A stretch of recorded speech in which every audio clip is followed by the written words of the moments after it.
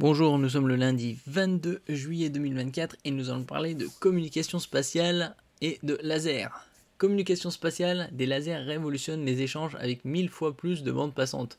Bon, les lasers c'est utilisé dans la communication fibre optique et donc ça change selon les gammes de fréquences, de spectres lumineux et les fréquences.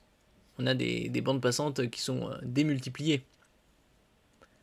Les communications avec l'espace, ça pourrait bien délaisser les signaux radio traditionnels pour les lasers. Lasers qui ont une soixantaine d'années. L'enjeu des échanges d'informations jusqu'à 1000 fois plus important. Un premier test en ce sens entre des stations en Australie et un satellite en orbite basse a montré des résultats concluants.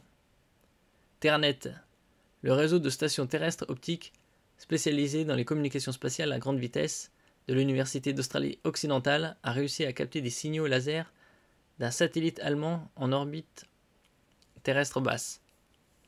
Donc on pourrait avoir des débits avec Starlink ou autres systèmes en orbite basse de plusieurs gigas, voire téraoctets même.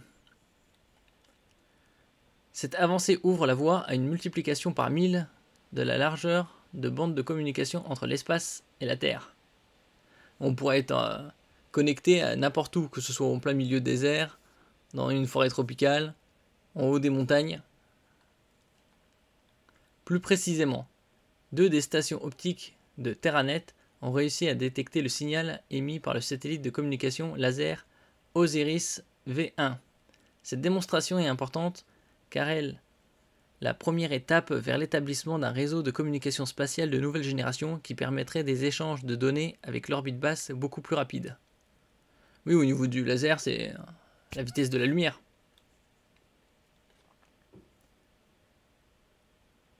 Les prochains jalons consisteront à relier ce réseau à d'autres stations terrestres optiques en cours de développement, en Australie d'abord, dans le monde entier ensuite. Si la densité de communication est aussi fortement accrue, c'est grâce à la technologie utilisée qui, au lieu des signaux radio traditionnels, utilise des lasers qui ont la possibilité de transférer des données à des milliers de gigabits par seconde. Donc là, ce serait en terabits. Le record qui avait été établi sur une ligne fibre optique standard avec différents spectres de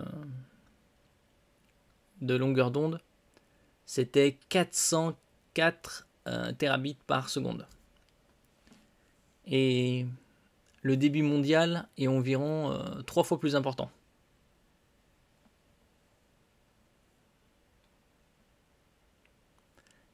Les communications laser remplaceront les signaux radio. Oui, c'est comme avec les ondes radio analogiques. Il y avait la télévision analogique et après ça a été remplacé par la télévision numérique. Pareil pour la radio analogique qui est en passe d'être remplacée par la radio numérique. Éviter les nuages. Les technologies utilisant les signaux radio sont opérationnelles depuis près de 70 ans et le lancement du premier satellite Sputnik 1 en 1957 et elles n'ont été que peu améliorées depuis. Or, avec l'augmentation du nombre de satellites dans l'espace, chaque nouveau satellite étant capable de générer davantage de données, il existe désormais un goulot d'étranglement critique pour ce qui est de la transmission des données vers la Terre. Et donc, avec ça, des débits 1000 fois supérieurs, ça va être instantané. La communication laser est parfaitement adaptée pour résoudre ce problème. Mais l'inconvénient est que ces signaux peuvent être interrompus par des nuages et la pluie. Alors que les ondes radio, elles sont moins susceptibles. Terranet a donc établi un réseau de 3 stations terrestres réparties dans l'ouest de l'Australie. Ainsi, si le ciel est nuagé au-dessus de l'une de ces stations terrestres, le satellite peut télécharger ces données vers un autre site dégagé.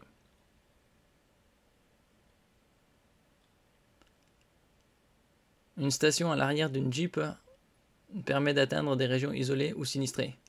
Donc voilà ça avec un laser.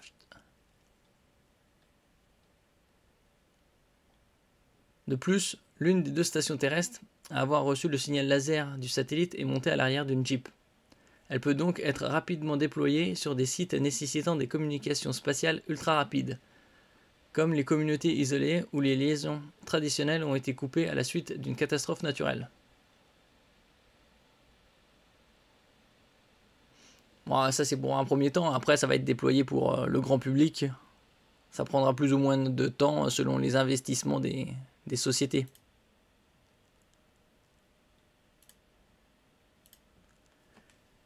Merci pour votre écoute. N'oubliez pas de mettre un j'aime, un commentaire, de partager et de vous abonner à la chaîne. À la prochaine fois.